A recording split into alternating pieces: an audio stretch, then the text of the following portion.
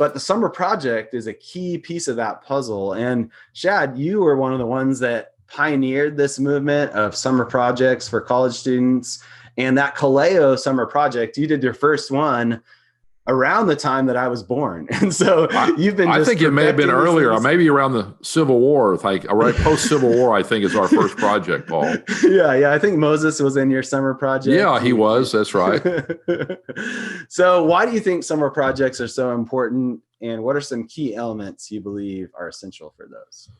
Well, you call me a pioneer in summer projects. That's a strong word, bro. I think I stole everything I could from various Cru and NAV summer projects that I observed throughout the 1970s as I had my bell-bottom pants on and my, long hair and my groovy black lights and posters in my room, As we launched our first one, I think in 1981, but we tried to take the best of the best and create these summer-long training projects in Dallas all through the 80s on the SMU campus. We'd use fraternity houses.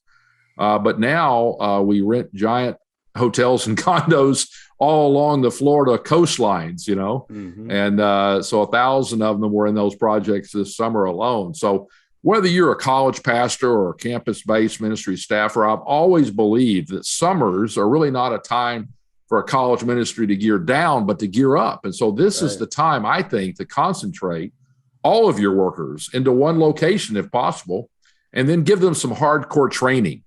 That will form their foundation for a lifetime, but also, like Paul said, to bring them back to that campus in the fall as kind of a small army of laborers ready to reach that university for Christ. So that's one of the keys, I think, to those summer projects. And you ask about the key qualities to focus on during those projects. Really, we unpack that in the Fuel and the Flame, and it's just the 4 areas of training, Paul: knowledge, skills, character, and vision.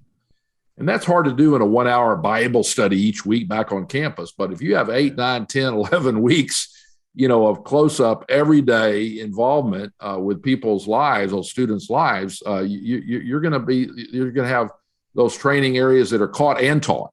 In fact, I just got a call this week from an elder in a church in Destin, Florida, where about 25 of those Kaleo students had been attending and serving this past summer. And he went on and on about their maturity and their character and how well they related to others and how equipped they were to minister in and outside the church. And he just went on and on. And I just thought, you train and launch enough of those kinds of students around the country and world, you're going to have quite a legacy for sure. Yeah, I think anytime you see a movement of God, you see intensive training. I mean, Jesus did it. He had like a 3-year summer project with his disciples. Or we make a big deal about 8 weeks. We're Green Beret Christians, And Paul spent 17 years with Timothy and Jesus 3 with his. So let's not be patting ourselves on the back too much. Right. And I was just reading about the persecuted church in China. And they would do a month in a cave. They would literally meet in a cave and they would memorize the entire book of Matthew, I believe. And that was their training. And so they would go out and they would have that memorized, and they would pray and they would teach them how to preach and all that. But how do you think the parents of these students would feel if they knew we were putting their students in a cave for a month, And memorize the whole book of Matthew? How about that? So at least our projects are a little more, we're on the beach, we're having fun, we're doing dance the rough parties. life. Yes. That's great.